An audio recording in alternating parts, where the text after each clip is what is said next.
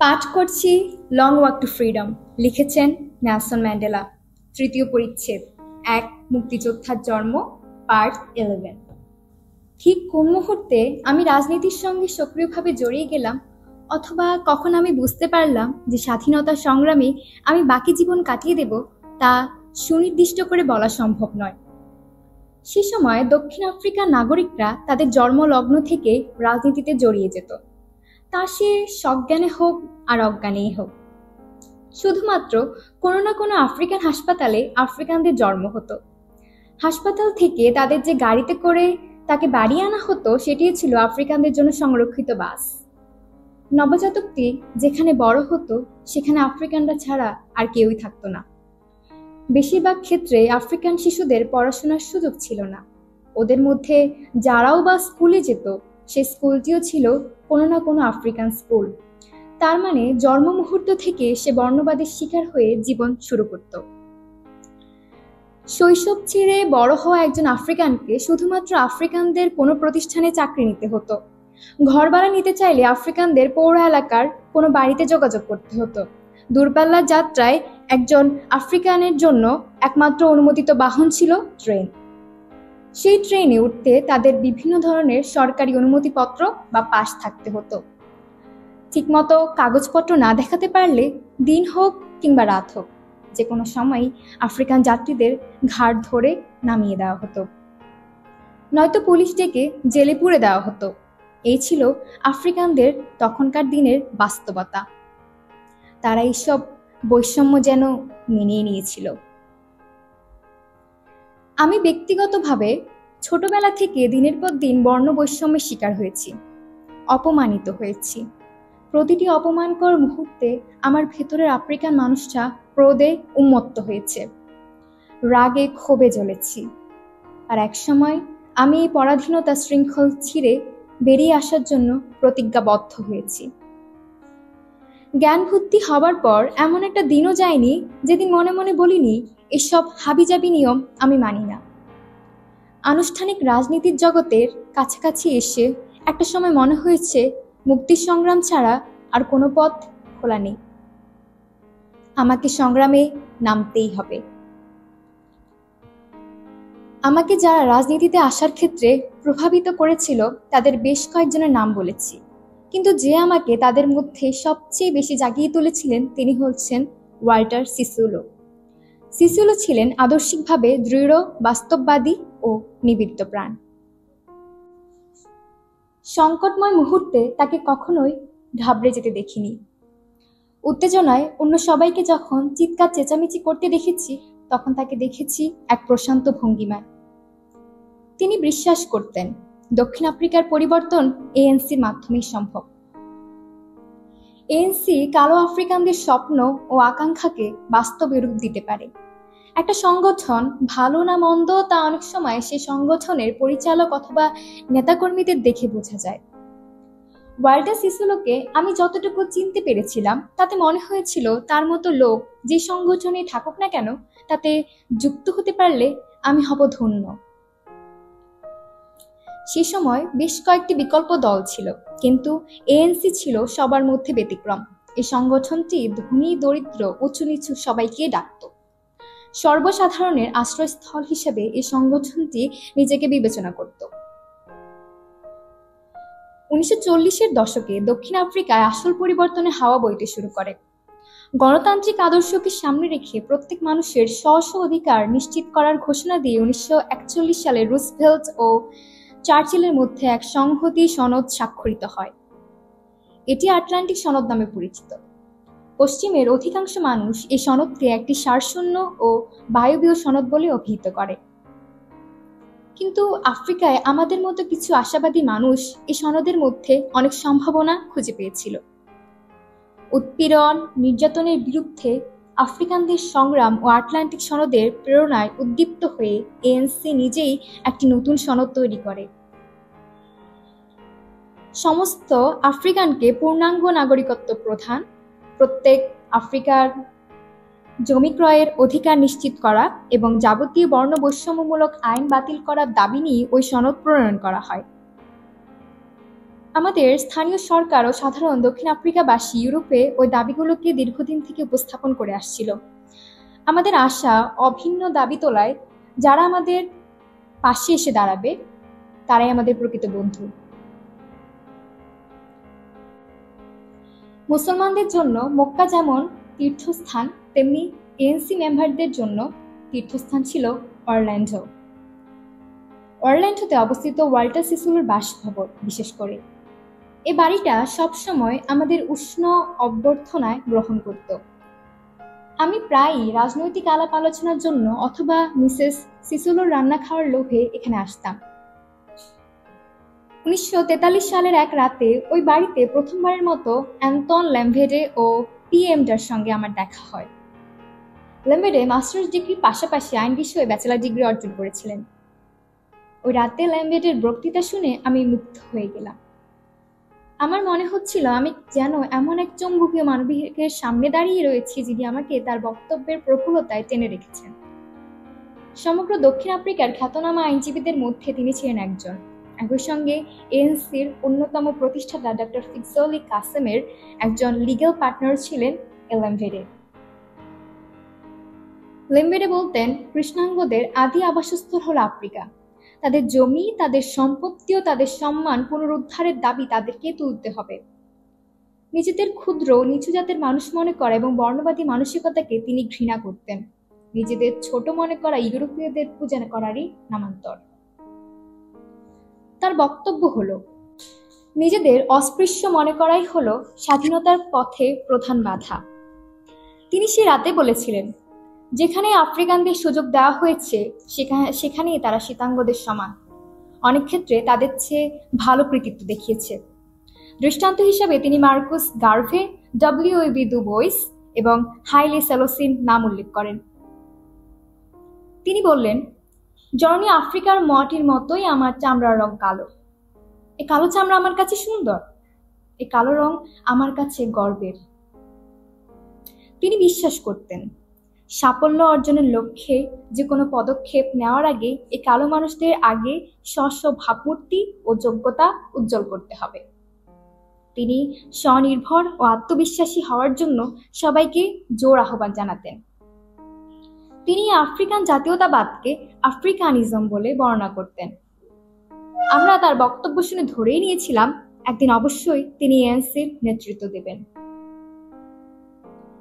ল্যাম্বেডে ঘোষণা করলেন, আফ্রিকাবাসীর জন্য সবচেয়ে সুখবর হলো সবার মধ্যে একটি জাতীয়তাবাদ কাজ করছে। গোত্রীয় কলহ ও বিভাদ ক্রমশ কমে আসছে। আধুনিক ছেলেমেয়েরা এখন নিজেকে প্রথমে একজন আফ্রিকান বলে ভাবা শুরু করেছে। কে ঝোসা, কে এন্ডেভেলেস, কে টিওয়ানাস, এসব বিভাজন নিয়ে তারা আর আগের মতো মাথা ঘামাচ্ছে না। নাটালের এক নিরক্ষর চাষার ছেলে ল্যাম্বেডে আমেরিকান বোর্ড অব মিশনের প্রতিষ্ঠান অ্যাডামস কলেজ থেকে শিক্ষকতার উপর প্রশিক্ষণ নিয়েছিলেন। অরেঞ্জ ফ্রি স্টেটের শিক্ষিত আফ্রিকানদের এলাকায় তিনি দীর্ঘদিন শিক্ষকতা করেছেন। এরপর তিনি জাতীয়তাবাদী চেতনায় উদ্দীপ্ত হয়ে রাজনীতিতে নেমে পড়েন। জাতীয়তাবাদ সম্পর্কে নাটাল থেকে প্রকাশিত সংবাদপত্র ইনকোঞ্জোলা ইয়া বান্তেতে তিনি পরবর্তীতে একটা আর্টিকেল লিখেছিলেন। লেখাটার খানিক অংশ তুলে ধরছি। সমকালীন ইতিহাস মানে হলো জাতীয়তাবাদের ইতিহাস। গণমানুষের সংগ্রাম আর রণক্ষেত্রে গুলির সামনে জাতীয়তাবাদকে বারবার পরীক্ষা দিতে হচ্ছে।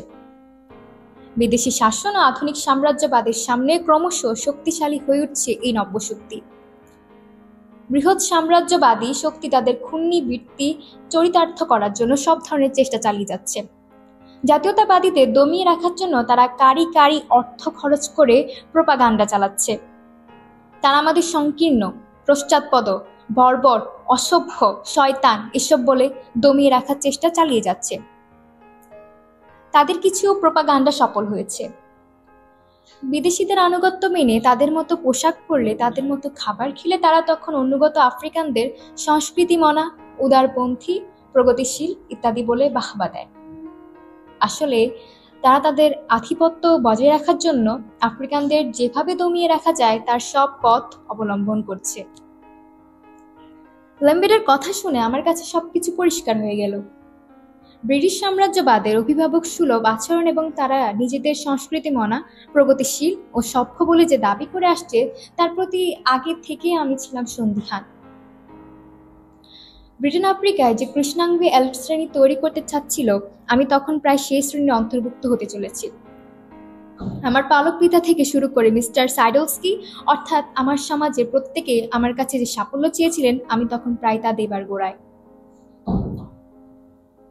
কিন্তু আমি বুঝতে পারলাম এসবই শুভঙ্করের ফাঁকি।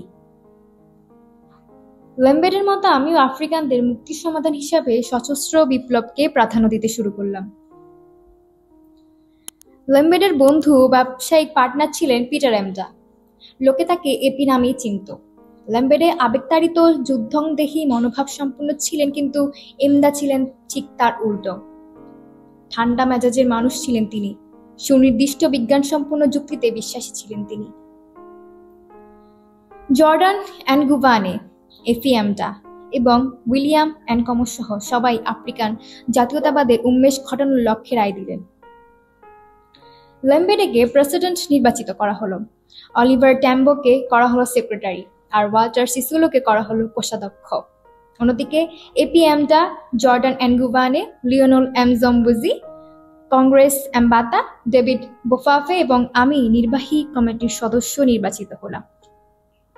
পরবর্তীতে আমাদের সঙ্গে যুক্ত হলেন সে সময়কার উদ্দীপ্ত তরুণ নেতা Godfrey Pitje, Arthur Letele, Wilson Conco, Diliza Mji, Nthato Motlana, Dan Tloome, Joe Matthews, Duma Nokwe এবং রবার্ট সোবুকবি। এদের সহায়তা নিয়ে সব প্রদেশে আমাদের শাখা সংগঠন খোলা হলো। 1912 সালে এএনসির প্রথম যে গঠনতন্ত্র তৈরি হয়, আমাদের লীগের মৌলিক নীতির সঙ্গে তার কোনো বিরোধ ছিল না। আমরা মূল গঠনতন্ত্রের নীতিগুলোকে সংস্কার করেছিলাম মাত্র। পুরনো নীতিমালাগুলো ছিল অনেক বেশি আপোষকাবী। বর্তমান পরিস্থিতির সঙ্গে এই নীতিমালার সাযুজ্য ছিল না। আমাদের মূল লক্ষ্য ছিল সমগ্র আফ্রিকান জাতিকে এক জাতীয়তাবাদের মন্ত্রে দীক্ষিত করে ঐক্যবদ্ধ করা, বিভিন্ন উপজাতিকে একীভূত করে শ্বেতাঙ্গদের বিরুদ্ধে ঐক্যবদ্ধ জনমত গড়ে তোলা। আমাদের ইশতেহারে বলা হয়েছিল, আমরা বিশ্বাস করি আফ্রিকানরা নিজেরাই তাদের নিজেদের জাতীয় মুক্তি আদায় করতে সক্ষম। আফ্রিকান জাতীয়তাবাদের মূল চালিকা শক্তি হিসেবে কংগ্রেস ইউথ লীগ কাজ করবে। আমাদের ইশতেহারে আমরা সর্বপ্রকার ট্রাস্টিশিপ প্রত্যাখ্যান করলাম এই কারণে যে এর মাধ্যমে বছরের পর বছর সাদারা কালোদের বঞ্চিত করে আসছে। 1913 সালের ভূমি আইন দিয়ে 40 বছর ধরে তারা আফ্রিকানদের জমি দখল করে চলেছে। এই অ্যান্টি আফ্রিকান কালো আইনের মাধ্যমে আদিবাসীদের 87% জমি কেড়ে নেওয়া হয়েছে। 1923 সালে যে আরবান এরিয়াস অ্যাক্ট প্রণয়ন করা হয়, তাতেও কালোদের নিষ্পেষণের পথ খোলা রাখা হয়েছে। ওই আইন অনুযায়ী শহরের উপকণ্ঠে আফ্রিকানদের বসতি করে দেওয়া হয়। সাদারা ওই ঝুপড়ি ঘরগুলোর একটা গালভরা নামও দিয়েছিল। তারা সেটাকে মিষ্টি করে বলতো নেটিভ লোকেশন। কিন্তু সাদাদের আসল ধান্দা ছিল অন্যখানে। তারা আফ্রিকানদের শহরের কাছাকাছি রাখত, যাতে কম পারিশ্রমিকে দ্রুত তাদের খাটিয়ে নেওয়া যায়। শ্বেতাঙ্গদের বিভিন্ন কারখানায় এসব বস্তিবাসী কৃষ্ণাঙ্গ কাজ করত। 1926 সালে ব্রিটিশরা তৈরি করে বর্ণবাদী আইন কালার বার অ্যাক্ট। ওই আইন অনুযায়ী কৃষ্ণাঙ্গরা দক্ষতা অর্জন করা যায় এমন কোনো শিল্প কাজে যেতেই পারত না। পুরো জাতিকে অদক্ষ শ্রমিক হিসেবে রাখার জন্য আইন তৈরি হয়। 1927 সালে হয় নেটিভ অ্যাডমিনিস্ট্রেশন অ্যাক্ট। এই আইনের মাধ্যমে সমগ্র আফ্রিকান উপজাতিদের মূল নেতা বা সুপ্রিম চিফের ক্ষমতা কেড়ে নেওয়া হয়। তার বদলে ব্রিটিশ প্রতিনিধিকে সব উপজাতির প্রধান করা হয়। সর্বশেষে 1936 সালে রিপ্রেজেন্টেশন অফ নেটিভ অ্যাক্ট প্রণীত হয়। এর মাধ্যমে সর্বস্তরে আফ্রিকানদের ভোটাধিকার কেড়ে নেওয়া হয়। আমরা আমাদের ইউথ লীগের ইশতেহারে কড়াভাবে এসব আইনের বিরোধিতা করি। কমিউনিজম সম্পর্কে আমরা খুব সতর্ক ছিলাম। কমিউনিজমের সঙ্গে আমাদের রাজনৈতিক মতাদর্শ গুলিয়ে না যায়, সেজন্য আমরা ছিলাম যথেষ্ট সজাগ।